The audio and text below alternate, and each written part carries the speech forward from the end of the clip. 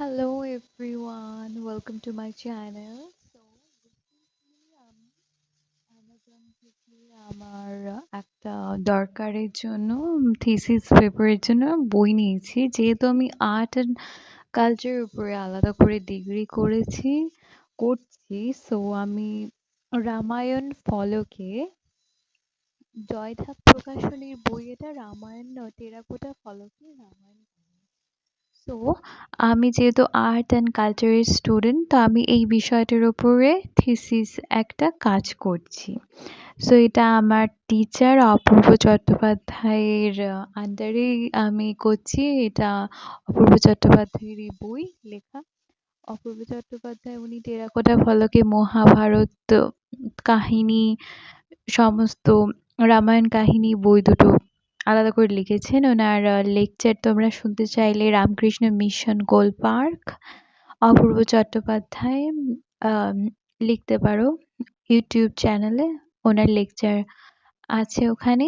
আর আমরা বেসিক্যালি টেরাকোঠা বলতে যেটা বুঝি, যেটা আমি তোমাদের সাথে শেয়ার করব, টেরাকোঠা মানে পুরানো যে মাটির কাজ, আমরা মাটির ওপরে যেসব পোড়া মাটির কাজ, মৃৎশিল্পী, হরপ্পান সভ্যতা থেকে শুরু করে পুরানো দিন থেকে এখনো অবধি যে সমস্ত পোড়ামাটির কাজ আছে সেগুলো। তো পোড়ামাটির মন্দির আমাদের বিষ্ণুপুরে যে সমস্ত জায়গা আছে সেখানে পোড়ামাটির ফলক আছে, মন্দিরগুলোর গায়ে যে সমস্ত ফলক আছে পোড়ামাটির, তার উপরে যে রামায়ণ কাহিনী বর্ণিত হয়েছে, তো সেটার উপরে আমি একটা থিসিস কাজ করছি।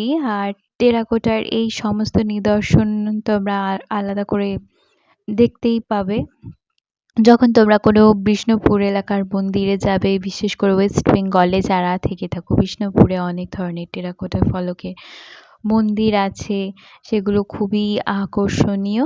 আর টেরাকোটার ওপরে যদি কেউ বই পড়তে চাও, ডেভিড ম্যাকেনজি যিনি টেরাকোটার ওপর অনেক কাজ করেছেন, তো এই বইটার উপরে এই পিকচারগুলো দেখতে পাচ্ছ যে টেরাকোটা ফলকে কিভাবে রামায়ণ কাহিনী বর্ণিত হয়েছে। অনেক সুন্দর করে বইটাতে বিবরণ আছে। আমার যেটা মনে হয় যারা আর্ট অ্যান্ড কালচার নিয়ে একটু ইন্টারেস্টেড তারা এই বিষয়টা দেখতেই পারো। যাদের মন্দির দেখতে ভাল লাগে, যারা মন্দিরের উপরে যে সমস্ত কাজ করা থাকে সেগুলো স্ক্লাপচার ভাল লাগে, আর্কিটেকচার ভাল লাগে, তারা এই বিষয়টার ওপরে দেখতেই পারো। সেই এই ধরনের অনেক বই আমার চ্যানেলে তোমরা পেয়ে থাকবে। Thank you so much.